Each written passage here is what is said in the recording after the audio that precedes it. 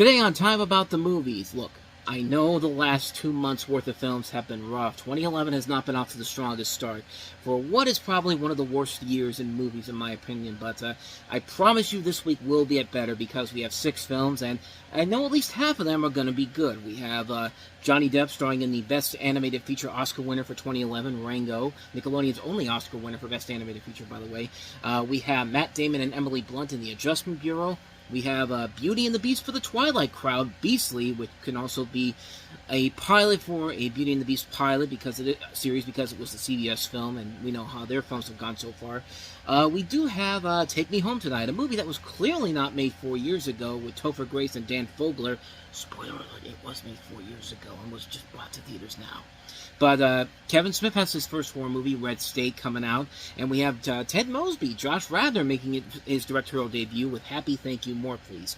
It's March 4th, 2011, and finally, after 2 months, we have more than one good movie to look at today on Time About the Movies.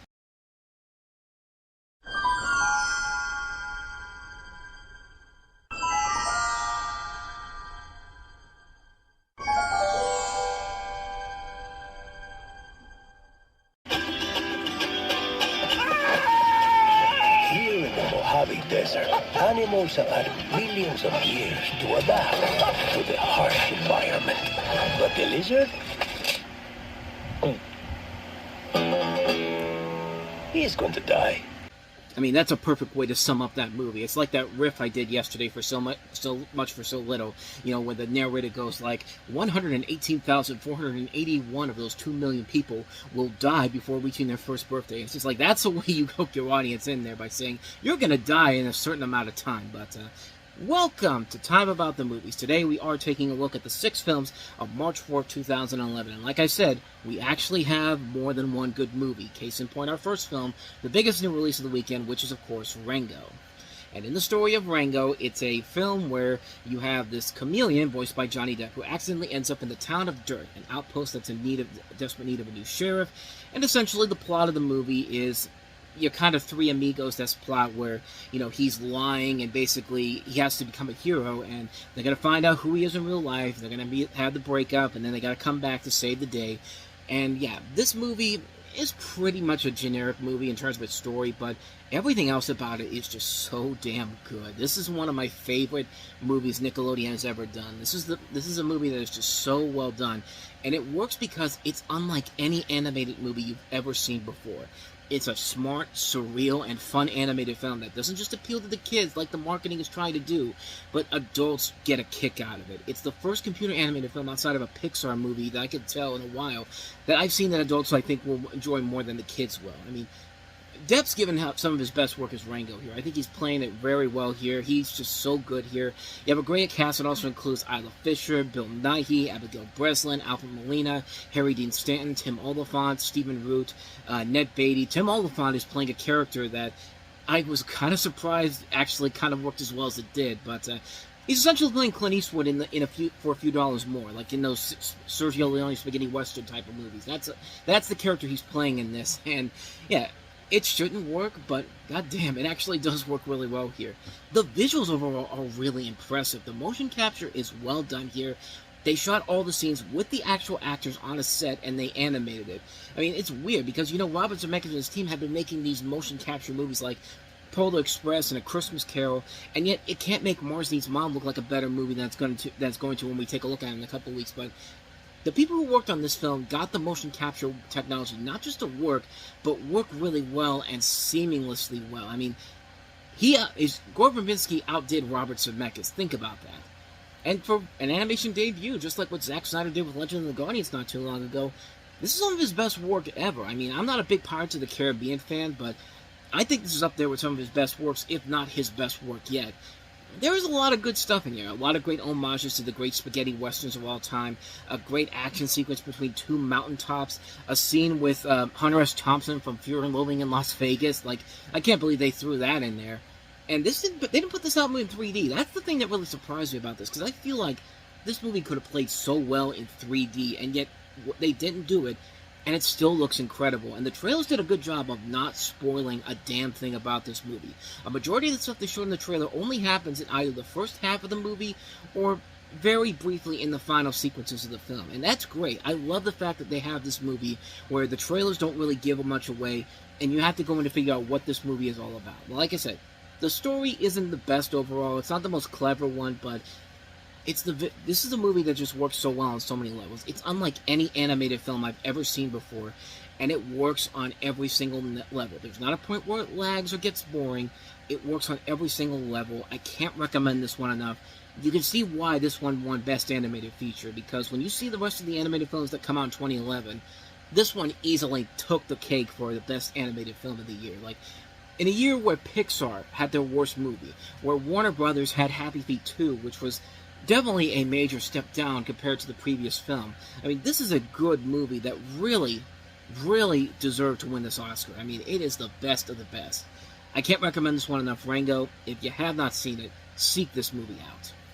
So yeah, with all that said, let's go ahead and move on to our next movie, and that's Matt Damon and Emily Blunt in the sci-fi thriller, The Adjustment Bureau. That's crazy. You challenged me in those shoes?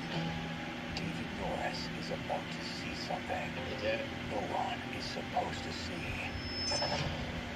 Hey, what are you doing? Grab him.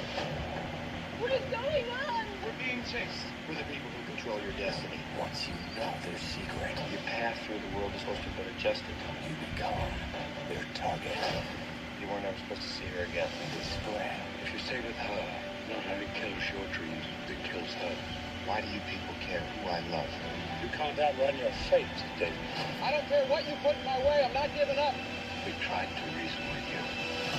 The Adjustment Bureau with a PG-13. Here we come back to, not bad, but not great either in terms of a film. This is The Adjustment Bureau, written and directed by George Nolfi, who's making his directorial debut after writing not a good assortment of movies, Timeline, Ocean's 12, but he did follow up with, his last thing he did was The Bourne Ultimatum, so he did get better, essentially. And he's reteaming with Matt Damon again, who plays an ambitious young congressman who finds himself entranced by a beautiful black ballerina played by Emily Blunt.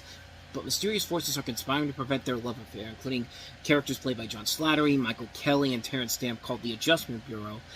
And it's based off of a Philip K. Dick novel, and like I said, the movie isn't bad per se.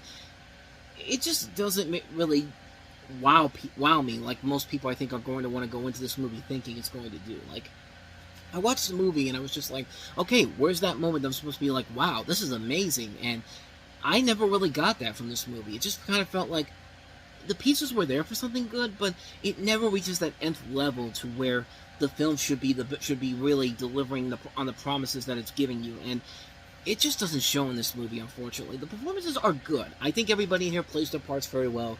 You do buy into the chemistry between Matt Damon and Emily Blunt, and you do see the threat of this Adjustment Bureau with Anthony Mackie, John Slattery, and Terrence Stamp in there. I think I said Michael Kelly was one of the guys in there, but I think he's actually the Matt Damon's boss or something like that. It's been a while since I've seen this movie, but from what I remember from it, it's a film that almost gets to that level where it's just like, okay, this may be one of the best, this may be another great movie for this weekend, but it never reaches that point. It's not a bad movie. It's just one of these sci-fi films where you can tell that there's something great here going on, and it never reaches that potential that it should. It's a shame, man, because, like I said, it's not a bad movie, but it definitely is a film that should have been so much better than it actually was. At least, in my opinion, it was. But, you know what? I'll gladly take this movie over the next couple of movies we've got here, because here comes the crap once again, continuing to prove that 2011 has not been the strongest year for movies. Here's Alex Pettyfer coming off of I Am Number 4, and Vanessa Hudgens. Also, Mary-Kate Olsen. Is it Mary-Kate Olsen or Ashley? I think it's Mary-Kate in Beastly. Most popular guy in school. Beautiful people get it better. That's just the way it is. Hardly even noticed her. It's nice to finally meet you after 3 years. Until something changed You him. have a year to find someone to love you or stay like this forever. Pretty gruesome, huh? I've seen worse. Do you want to go somewhere with me? Vanessa Hudgens, Alex Pettyfer. You were the most beautiful man I have ever met. Beastly, rated PG-13, in theaters March 4th. Yeah, clearly he's that ugly that no girl would ever want to bang him. Yeah, keep telling yourself that. Plus, like I said before, it's a twofer for this company because it's a CBS Films film, and you know what CBS also made? Beauty and the Beast, that show with Linda Hamilton and Ron Perlman back in the 1980s, which surprisingly is actually really good. It doesn't do what the Disney movie does. It brings Beauty and the Beast into a modern setting, and you do buy the chemistry between Linda Hamilton and Ron Perlman as the Beast. It's a show you might want to check out. It doesn't get as much attention as it does, but I was actually kind of surprised how much I enjoyed it. And of course, not too long after this, the CW would actually reboot that show and do it much better than this movie did, which is a mix of Beauty and the Beast, the 80s show, with Twilight, because it's Twilight times, and we gotta copy that formula. And yeah, here's your plot right here. At the Buxton's Academy High School, the wealthy, arrogant, narcissistic, and bigoted Kyle Kingston is a student who does not respect his classmates. When Kyle's elected representative of the students, he plays a prank on the outcast Kendra, played by Mary-Kate Olsen in what would be her final film role, who has a reputation as a witch. He invites her to a party and humiliates her in front of their classmates. However, Kendra curses him with a spell that makes Kyle as ugly as his soul. Further, she tells him that if he does not find anyone who loves him within a year, he will be doomed to that appearance forever. Yeah, all he has to do is show him the money and to show him the fact that he's very wealthy, and women will come to him. I mean, this really is not that big of a deal. When Kyle's father, Rob Kingston, played by Peter Krause of 6 Feet Under fame, thought it was Neil Patrick Harris for a second because he is in here, sees him, he takes Kyle to specialists, but the doctors don't know what to do. So Rob hides Kyle in an apartment with a maid and a blind tutor. When Kyle sees his mate Lindy on the street, played by Vanessa Hudgens, he saves her from a dangerous drug dealer and he brings her to his apartment to protect her. Now his only hope is that Lindy will fall in love with him. And yeah, you could pretty much see in that premise what the problems with this movie is. This is literally Twilight meets Beauty and the Beast, and not in a good way. There's too good of a cast in this movie to really make this thing what they want to do here. And it's not just the people I mentioned. Neil Patrick Harris is the blind guy in here. He's good in here. Lisa Gay Hamilton, a decent actress. Dakota Johnson, people always give her a bad rap because she was in the 50 Shades movies, but she is more than a good actress. I mean, I've seen it in so many other things, like Ben and Kate, that show Ben and Kate she did with who was it? Nate Faxon, I think it was. It's either Nate Faxon or who else? I gotta see here. I know this is dead air stuff, but where is it? Come on. It's so bad that here it is. Ben and Kate is what it's called. Yeah, Nate Faxon was in it. It was a good show on Fox, but it sadly got cut after one season. And I say sadly because Fox had a good comedy lineup back in the day with that show, The Mindy Project, New Girl. The only one that was really not that great was Raising Hope, which I know a lot of people liked the show. I was never a fan. I like My Name is Earl, which is made by the same people who made that show and Yes Dear, but yeah, that show just wasn't for me. But my point here is that there's too good of a cast in here for this film to be this terrible. And it is a terrible movie. It is literally Twilight meets Beauty and the Beast, and not even in a good way. They make it seem like first of all, you can't buy into the fact that this guy looks that ugly that no girl would ever want to bang him. Like I said, all he needs to do is show him the money, show him the fact that he's got millions of dollars, and they'll be just like, oh, here's my panties, let's go bang, that type of thing. It's just like, yeah, if there was a hook to that, maybe you could make it work, but no. All this is just a bad mix of Twilight meets the 80s Beauty and the Beast, and it just doesn't work very well at all. Now, the 2012 CW show I was just talking about is a far better adaptation of Beauty and the Beast than this pile of garbage was, because this was a pile of garbage. And don't worry, folks, because we're not done with the Twilight knockoffs in March of 2011, because we've got another one 2 weeks from now with Red Riding Hood. Or maybe next week. I don't know. We'll find out at the end of the show whether it's coming out. But it's coming out between this week, or is the next week, or the week after that. But yeah, we're not done with these knockoffs just yet, and we've got plenty more to come in the future, so stay tuned for that. But yeah, Beastly, yeah, the only thing that's ugly is this fucking movie, man. Avoid this one like the plague. So, hey, here's some more crap for you. Take Me Home Tonight. Oh, yeah. Knowing how. Yeah, come on. Are you going to Kyle Masterson's party tonight? We're going to that party. I'm finally getting her phone number. Let's see what you got, boy. Straight out of Compton. A brother with his finger on his Could be worse. It couldn't be any worse. Wow, wrong again. Take Me Home Tonight. Rated R. In theaters March 4th. Yeah, Take Me Home Tonight. Yeah, I'll take it home and then I throw it into the dumpster like a prom night dumpster baby. Hey, if it has the same voice of Stephen McFarlane, that might actually be worth something. If you don't know what I'm talking about, Watch the Family Guy joke about that. But Take Me Home Tonight. This is a movie that, as I said before, was shot back in 2007 and didn't get a full release until 2011. And you can tell because Dan Fogler is in this movie, and they were making a big deal about him becoming the next big star around that time, and needless to say, that didn't work. Plus, you can look at people like Chris Pratt and Anna Faris, and definitely look at where they were in 2007 to where they were at that point in 2011, and clearly realize that, yeah, this movie was not made in the last year. But this is hey, it also helps that you have the writers of That 70s Show, and Kelso was in the movie. Was it Kelso that Topher Grace played? Eric Foreman.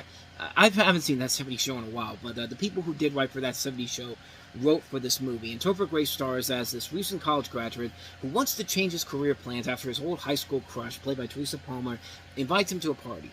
And chaos and hilarity ensues, and don't let the title fool you, because that song, Take Me Home Tonight by Eddie Money, is nowhere in this movie. Even though it's all over the trailers and on the Blu-ray and DVD, it never appears in the film. So why the fuck is it even called Take Me Home Tonight? But yeah, this movie sucks. This was a type of film that you could tell, like I said, it was shot several years ago, and it actually was supposed to be released by Universal, but then it didn't. But then they decided to drop it, and the film essentially was later moved over to Relative Media's Rogue Pictures, which was eventually sold off from Universal to 20th Century Fox. So this has gone through different studios, and it has not gotten better over time. It's basically just a knockoff Hot Tub Time Machine, even though this was made 4 years before Hot Tub Time Machine was even a thing.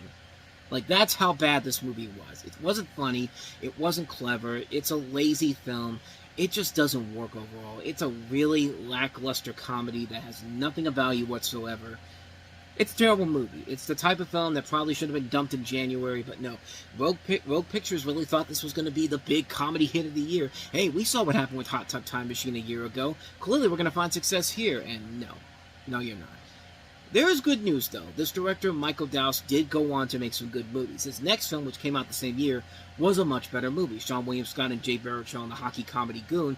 And this is the guy that recently just did 8-Bit Christmas, which is one of the best new Christmas classics that we've had. Maybe the best Christmas film of the last decade, of this decade of the 2020s. And we'll certainly get to those later on down the road. But this film, yeah, not so much. You can avoid this one like the plague. So let's get back to some, maybe not good movies, but certainly some intriguing films. Kevin Smith taking on a horror film this time around with his newest film, Red State. I see the face of Jesus on my way this night. In the city.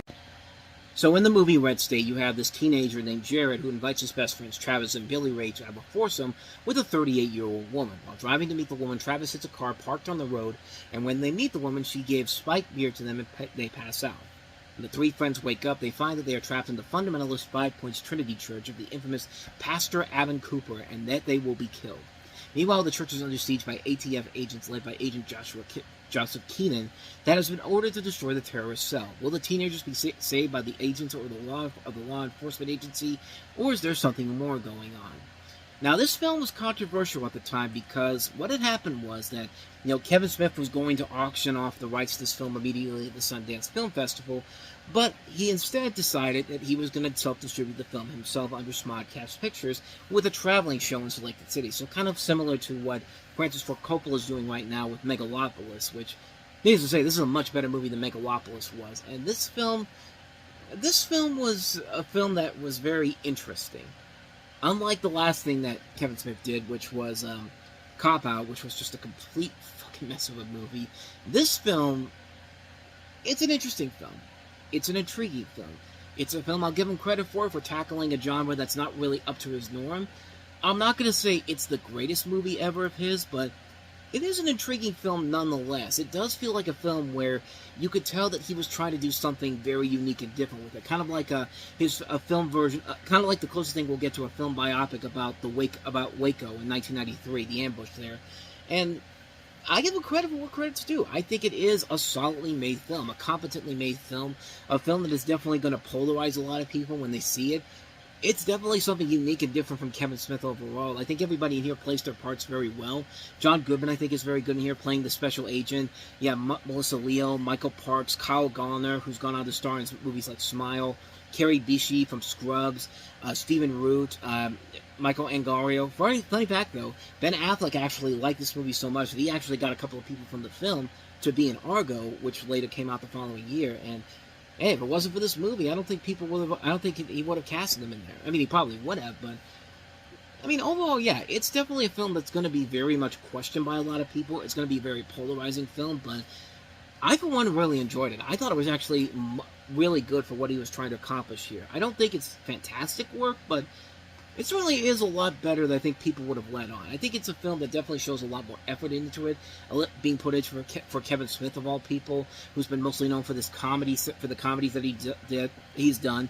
And considering his last couple of films have been mostly mainstream films, it's nice to see him go back into something very indie, but indie-esque, and something that clearly was made with his own money. He put a lot of effort into this on his own merits, and I think he made it work for what it was. It's a very polarizing film, but I kind of enjoyed it. I think it's a film that's definitely very much a film that's going to be very much polarized by a lot of people. Not many people are going to love it, but I, for one, kind of enjoyed it. Not a great film, but I think it's going to be better than most people would make you believe it is. So that's Red State. So let's go ahead and move on to our last movie, and that is Happy Thank You More Please. You're worth it. But I'm in love with now, singing. Let's be people who deserve to be loved, who are worthy. Go get yourself loved. You're my best friend. With gratitude, the universe is eternally abundant. Thank you. Oh, thank you. More, please?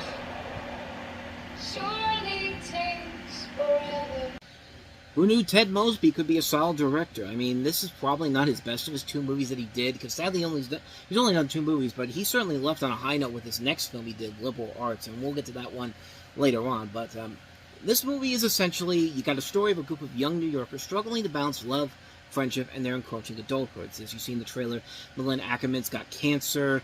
Josh Radnor's trying to get with Kate Mara. You have Zoe Kazan in here, Paula Scribner, Tony Hale.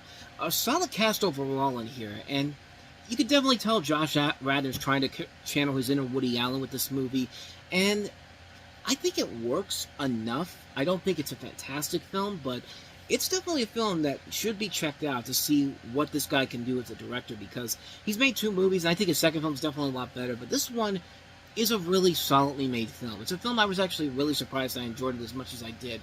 I think it's a very entertaining movie that works with the cast that it has to work with.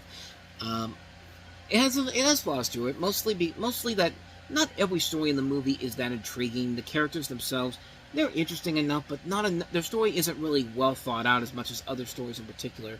I think more time would have been nicely put together for like the Malin Ackerman storyline about her dealing with the cancer and all that, and Josh Radnor as Kate Mara blending having that chemistry together. I don't really think is fully there per se, but it's not that the film isn't bad by any means necessary. It's a film that's definitely trying, and it's a film that I think does work well enough to recommend. I think it's a very solid film, and it should give you kind of a prelude to the film that I think he does the next year, which is the far better film in Liberal Arts, which I think is a much better movie in general. We'll take a look at that one in 2012, but Happy Thank You More Please is one I highly recommend checking out. It's a solidly made film. Not everything about it works, but as it is, I liked it. I thought it was pretty good. See, there we go. We finally got a good week with more than just one good movie. Hopefully the next week we actually get to see some good films. Let's take a look at what we got here. Oh, we've got Battle Los Angeles.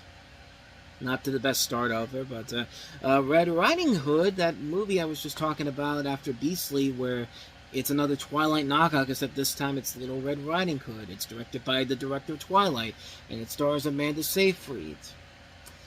Okay, I mean, it certainly can't get any worse from here. Oh, Mars Needs Moms. The movie I just talked about being a bad motion capture movie, and the thing that literally killed Robert Zemeckis' motion capture company. So, yeah, I guess this week was was a rarity of the way that the year was starting off, because, yeah, we're going to have a really, really bad time with these three movies coming up on the next episode.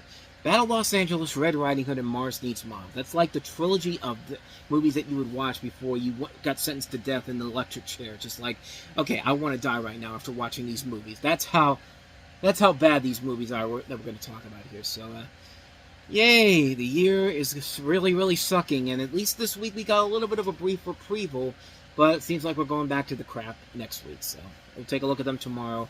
We'll get through this together. We will get through this together, my friends, but thank you so much for watching this, and if you do enjoy this and want to see more videos like this, if you find this any bit of entertainment, I think, I can't even talk right now. If you find any of this, the slightest of entertaining, I thank you from the bottom of my heart. And also, if you liked it, go ahead and hit that like button, hit that subscribe button, hit that notification button so you get updates on when new videos come out.